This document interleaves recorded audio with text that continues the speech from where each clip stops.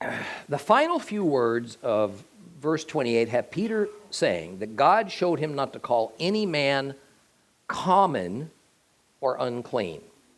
How did God show him this?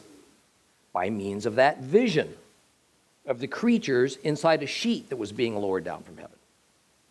Now, I'd like to put the final nail into the coffin of the incorrect doctrinal teaching that this vision had to do with food. That is, I'm saying that this vision was not at all about God abrogating Levitical food laws, as is a kind of a standard Christian doctrine. Rather, the vision of the unclean animals was merely symbolic of something else, since the vision was essentially a parable. Now, I've made my case on this sufficiently that all I could do at this point is repeat myself.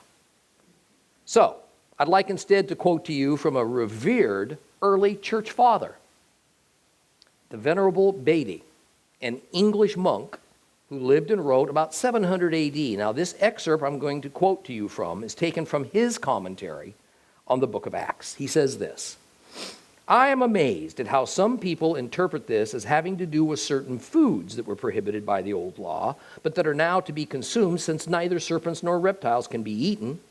Nor did Peter himself understand it in this way.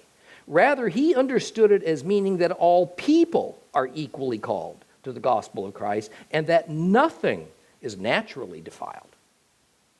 For when he was reproached, he explained the symbolism of this vision, not as giving the reason why he ate beasts, but why he associated with Gentiles. Quite correct. While food was used for symbolism, the vision wasn't about food.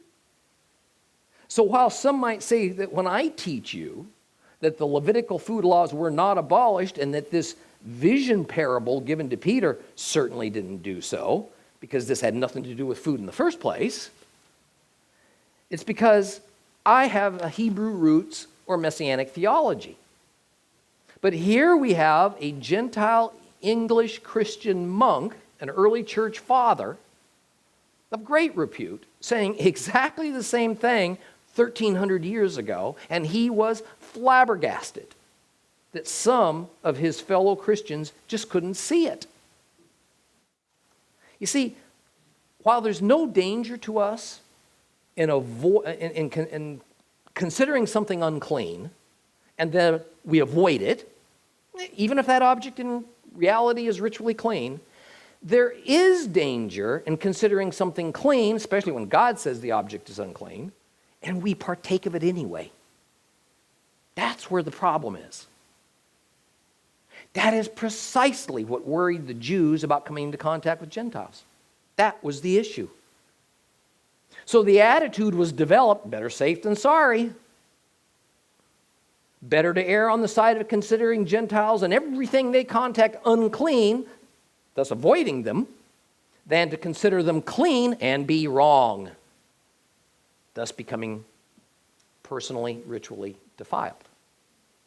Now, I know this is so hard for us to wrap our minds around, because this thought process has never held a place in Gentile Christian life or discussion. For some reason, centuries ago, the spiritual states of clean and unclean have been removed from Christian thought and ideology. But it's biblical. It is historical. It remains in effect. Gentiles have simply been ignorant of it, usually because it's explained only in the Old Testament. And this ignorance has at times led to a gross misunderstanding of some New Testament scripture passages.